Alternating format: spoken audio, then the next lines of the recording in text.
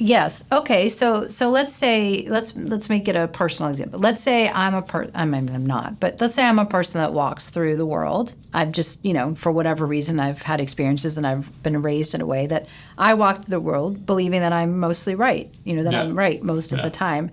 And I don't realize that it's a problem until my relationships are failing. I'm not thriving at work. I'm not getting along with my coworkers. There's conflict, around me. So what do I do about that? Where do I start if I want to disabuse myself of that idea?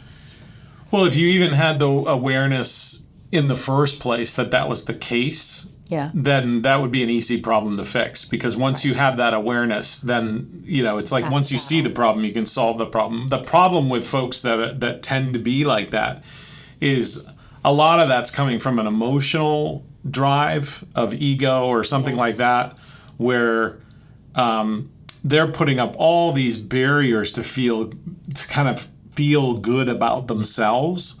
And as a result, they never get to the point where they get to that questioning state or that curious state or that love reality state where they say, maybe I'm wrong. No, because to be wrong would be to challenge their very identity. And so the first thing that you have to do with folks like this is separate their identity from their mental model, right? You have to separate their identity from their mental model, because a lot of people think that what I think and what I know and what I'm right about is who I am, and it's not. We have thoughts all the time that are completely erroneous and bogus. Okay, well, let's slow down a minute because I think that could be confusing. Yeah. Separate our identity from our mental models. You're saying who we are is not dictated only by what we think, right? Yeah, if you're at a meeting at work and you think, hey, we should go towards market A, not market B, and that's my opinion. If you're so sold on that opinion, that for someone to disagree with it is to challenge your identity. Mm-hmm. Right? Then you're not going to explore the possibility that you're wrong, because your identity is on the line. You have to protect your identity. So if we can separate your identity from your mental models, from what you think, then if somebody challenges this mental model, and even worse, if it turns out that this mental model is wrong, right, or even stupid, God forbid. Then nothing happens to your identity, because your identity is not the same as your mental model, right? And I think, ironically, this kind of happened to me in the reverse as a young kid, because I didn't know that I was neurodiverse, because I didn't know why I was failing in high school as a kid. They didn't have all these labels and things like that.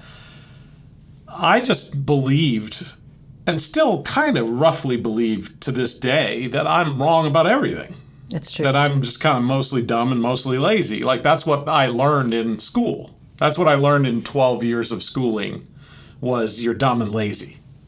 Because you were different. Because I was different. Because I was a fish trying to climb a tree. Right. And, not because you were actually dumb. No, I don't think I am dumb and lazy. Like, I don't think I am anymore. But I think, like, when you're taught these things, you get in the habit of, I'm dumb and lazy. I probably am not right on this. And I actually kind of have the reverse issue, which is most of the time I think I'm wrong. And a lot of the times it turns out I was kind of like pretty close to accurate.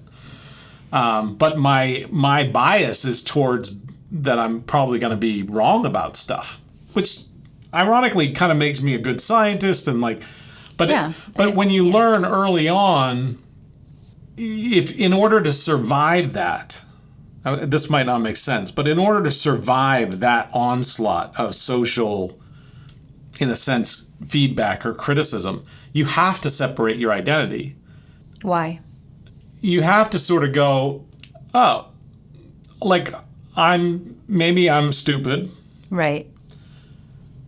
But I'm still me.